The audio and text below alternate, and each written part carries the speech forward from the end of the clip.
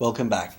Now, over the years, I've had the opportunity to speak with literally thousands of parents who are in exactly the same situation that you're in right now, on the lookout for a new tutor for their son or daughter.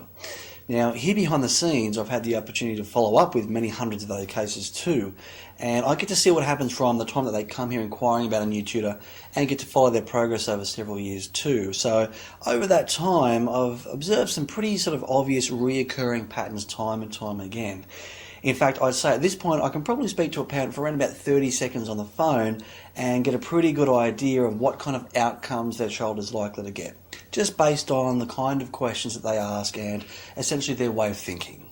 So now in your present situation, considering that there's a pretty significant kind of difference between the thinking patterns of the families who get really successful outcomes, like the ones we've seen in the videos above, compared to the rest, wouldn't you like to know what those differences are so that you can learn from and role model the patterns of the families who get good outcomes and avoid falling into the traps that the others tend to? If so, well, here's what it is. After speaking with thousands of parents over the years, I found that the number one factor which most accurately predicts the likelihood of their child receiving good outcomes with private tuition is simply having realistic expectations. In other words, not getting caught up in the common misconceptions and misunderstandings about how tuition is supposed to work. Well, that might sound pretty straightforward, of course, but there's actually three common areas where people tend to fall down when it comes to having realistic expectations. And the first is in regard to the concept of time. So what often happens is we send a tutor out to a student's home and the parent doesn't see the results they're looking for within the first few weeks, so they assume it mustn't be working and they call us up and cancel. Then of course they go and do the rounds of all the different coaching programs there are out there, and we usually hear back from them, sometimes maybe 6 to 12 months later, saying that they still haven't received the outcomes that they're looking for. The reality is that the foundational cracks in your son or daughter's skills probably started to develop many months, if not even years ago. Now, if they're only doing 1 or maybe 2 hours a week of private coaching, the reality is it's going to take some time to fill those gaps in. So in other words, what we see behind the scenes is that the longer they stick with it, the better the outcomes. In fact, if we look at the most successful outcomes in the videos above, there's Paris, that was interviewing her after a year of having a tutor, and Monty, that was after a year and a half. So after what I just said there about it potentially taking up to a year, the way that parents of students who are likely to go on struggling will probably think is that, oh wow, a year, that's way too long. Their mind will be focused on how long it's going to take to catch up to their level of expectation. However, the parents of students who are likely to get good outcomes, what they're probably going to say are words to the effect of, well, that means that for every week that goes past that we don't get a private tutor, that means those foundational gaps are getting bigger and bigger, so we wasted enough time, let's take action now. So in other words, the success stories are likely to come from families who see private tuition as a long-term strategy to support their child's needs throughout their schooling years, whereas the other group tend to see it as just a quick fix. Now, as was the case with Sophia's story, as well as Eartha and Miro in the videos up above, these were situations where the parents did notice a really rapid improvement in a very short amount of time, and that certainly happens a lot too. But strangely, the way that some parents view this is if they have a really fast and successful outcome very quickly, they'll give us a call a few weeks or months later and say, my child is back up to speed now, it's been really fantastic, thank you very much, they're doing great now, so they don't need a tutor anymore. Now, the way that the other parents will view this is, if something is that effective, if it's having that much of a powerful and positive impact on their child, that's probably the last thing that they want to get rid of. I'm going to have Gabby tutoring Paris all the way through school if I can. So not surprisingly, the other group of parents will usually hear from them 3, 6, maybe 12 months again down the track once the child slipped back between the cracks again. So look, the take-home message when it comes to time is have realistic expectations when it comes to how long it's likely to take to get your son or daughter performing at the level that you know they're truly capable of. And also, see private coaching as a long-term support strategy, not a quick fix. That way, once we get them headed in the right direction, they'll continue heading in that direction long-term. Now, the second most common hurdles likely to get in the way are incorrect assumptions about what makes a good tutor, especially when it comes to what to look out for in someone that makes them a good tutor and what the most effective strategies that a good tutor should be applying. So let's look at what tutoring actually is, because there's lots of places out there that claim to do tutoring, but the way I see it, if it involves some sort of classroom or group setting, it's not really tutoring, that's more just after-school schooling. Now there's also some online programs that people can do where the student sits in front of the computer and they can call up someone over the phone, but I think that's really a sort of a cheap and nasty alternative to the real thing. I think most of the people that come here recognise the value and the importance of one-on-one, but I think there's also some additional information that you might find helpful when it comes to understanding what makes the best one-on-one tuition. Now, like I said in the previous video, it's a mistake to assume that the best tutor must be a qualified school teacher, like we saw when I revealed the backgrounds of the tutors in the videos above. What being a qualified teacher might help with is having a good familiarity with the school curriculum, but simply knowing the curriculum and being able to coach, inspire and motivate students to uncover their full potential is not quite the same thing. But likewise, being a high achieving student doesn't automatically make someone a good tutor either. Thing to remember is that teaching is not tutoring. Teaching is traditionally about a classroom environment, some sort of group learning environment.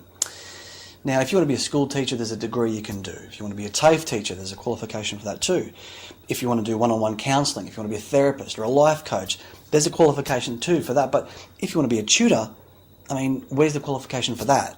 Well, apparently there's none needed, right? Because parents often just assume that a qualified school teacher or a high-achieving student must automatically be a good tutor.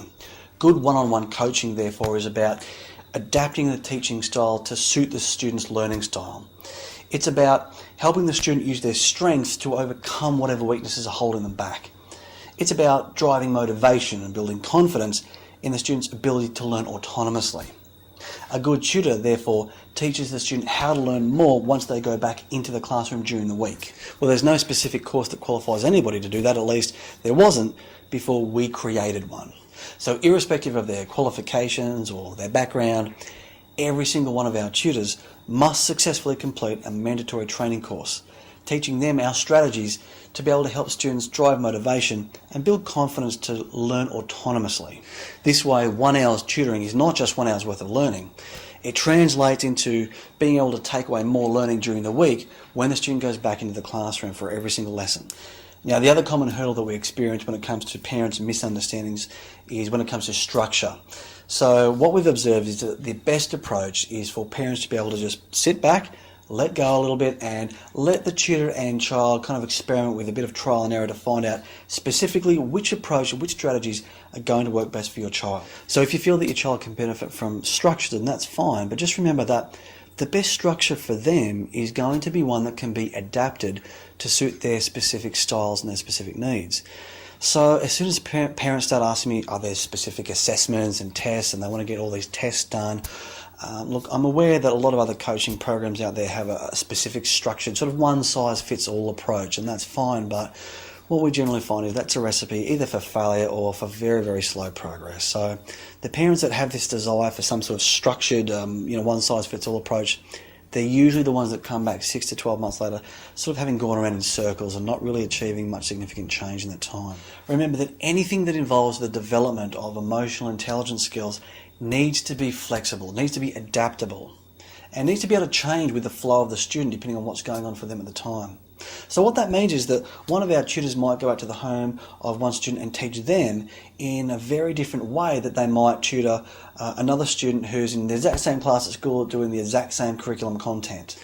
So if you thought that the best approach was using rigid, structured programs or repetitious approaches like they use in many other coaching centres, this is a bit like using the iPhone Siri as a trauma counsellor. Unless it's able to be adaptable and flexible, it won't be able to develop the emotional intelligence skills necessary to drive motivation and build confidence. And similarly, a big hurdle is sort of helicopter parenting, where parents who want to sort of micromanage everything, they want to get tests and assessments done all the time to check and see if they're doing well enough. They often chop and change the programs all the time because nothing's ever really good enough. And even when they do have a tutor that lasts long term, they tend to sort of put them under a lot of pressure, and that just acts as a ball and chain around their ankle. At best, it's a recipe for very slow progress, but at worst, it can actually make things even worse and increase the sort of fear of failure and anxiety that students are probably already experiencing.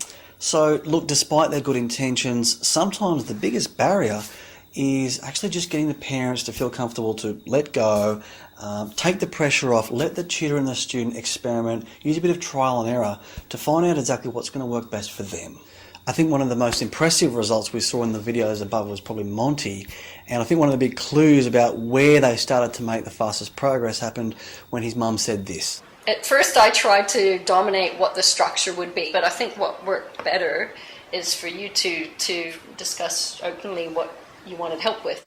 And likewise, Eartha and Miro were the ones that experienced the most rapid improvements, and I think their mum Nicola really hit the nail on the head when she said this. Yeah, I want them to know how to do maths, but I don't want to have pressure on them. It's really, for me, learning to do maths is so they can be free with it. So look, the take-home message when it comes to structure and approach is that we do know the best strategy when it comes to effective one-on-one coaching, and they're not something that's just automatically known by qualified school teachers or high-achieving students either.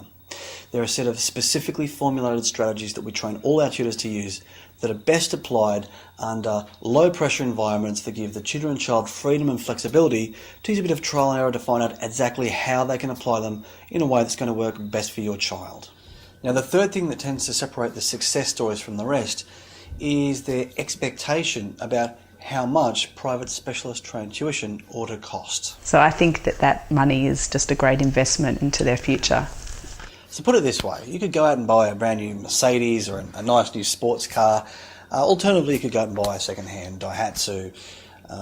Obviously, people who place a high level of importance on their car are likely to make one choice, whereas somebody who just wants a car to get from A to B is likely to make the other choice. We just want the best for her. She doesn't, we just want her to have the ability to choose what she wants to do later in life. And that's why we've sent her to a good school, and we're happy to get a tutor, especially a good one, so that we know that she can, after year 12, have the ability to choose what she wants to do. Here at Top of the Class Professional Tuition, we provide a service to parents who place their children's future as the highest level of importance, full stop. In fact, if you were to break down your weekly expenditure dollar for dollar, I would challenge you to tell me one single thing that is more important than your children's future. So if you thought that a specialist trained private tuition should be cheap, I would urge you to reconsider your priorities. Now, some people will tell us that the fees are unaffordable, but I'd like you to consider that Top of the Class was actually recently featured in the Australian Financial Review, and the particular success story that the newspaper interviewed was one of our students out at Sinclair near Mount Druitt in Sydney's Greater West. A typical blue-collar, working-class family struggling to make ends meet, just wanted to afford a better future for their daughter. So when I ask people how much they think private tuition ought to cost, sometimes they've seen some dodgy cash in hand off the book sort of jobs advertised on the local billboard at the shopping centre on Gumtree or something like that. And so they've got completely unrealistic expectations, or they might be comparing it to the fees in a group setting in a coaching centre and not realise it's a completely different thing. But for the remainder, the figure that they had in their head probably didn't vary by much more than around about $10, maybe $20 a week less than the figure you see here on this page. Now, I started this company myself personally because I wanted to do something that one day when I look back on, I can consider to be really important. And since becoming a parent, there's not one single thing that I can consider more important than my child's future. Now, as a parent, when you consider that importance, please don't shortchange your child's future by $10 or $20 a week, because your child's future is what we're all about. Now, remember that our tutors are specifically trained how to help your child learn more during the school week as well. So it's not just 1 hour's worth of learning. And a lot of people look at the price and go, that's too much for 1 hour. It's not like that. Think of it this way. Let's say you went to a petrol station and you went to the Bowser, there was a particular fuel that cost 20% more at the pump but provided 40% better efficiency. Now, there's always going to be that market of people who will choose the cheaper one just because they're thinking about the short-term effect on their wallet. But likewise, there's going to be that other group of people who are going to think about it and do the maths and realise that sometimes it's worth paying a little bit more up front to save massive regret later on down the track. Now, I personally handpick every single tutor that we employ here at Top of the Class across Australia, and the ones that aren't successful we send off to one of the other companies, and if they're not successful there, then you'll probably find them advertise themselves on Gumtree somewhere. Now, consider also our first lesson policy. If we send a tutor out to your home and you call us up after the first lesson and say that you're not happy with them, you don't want to continue, then I personally pay that tutor out of my own pocket. So that acts as your guarantee. If that happened all the time, obviously we'd go broke and it's not sustainable. So that means we're not going to send someone out there unless we have complete confidence that they're the right person to get you the result that you're looking for. So that means that I have complete confidence in the tutor who we've recommended for you, the tutor whose profile you're viewing here right now. It also means that you've got nothing to lose by giving it a try, but so much to gain, so you might as well. Now, one of my favourite quotes is by Mark Twain, who said, "In 20 years from now, you'll be more disappointed by the things that you didn't do than by the things that you did. So throw off the bowlines, Sail away from the safe harbour. Catch the trade winds and sails. Explore, dream, discover. Now, I urge you to discover what your child is truly capable of achieving once their self-confidence in their ability to learn autonomously has been supported and nurtured by the tutor who you see to the right of this video.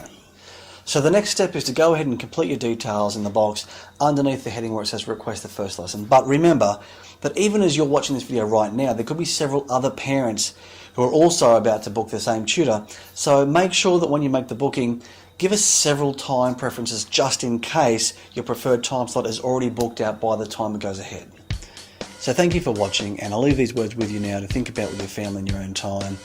And I really look forward to being able to help you help your child achieve beyond their dreams when they explore and discover their true full potential. Monty and Zoe get on really well. They've got a good relationship as well as educational. They can sit there and they can talk about things. And The 1 week Peter couldn't come, Sophia was devastated. She was like, why is Peter not coming this week? Why aren't we coming another day? You know, it's like try it on. If it works, it works. If it doesn't, it doesn't. And it did work. It worked straight away. Get a tutor.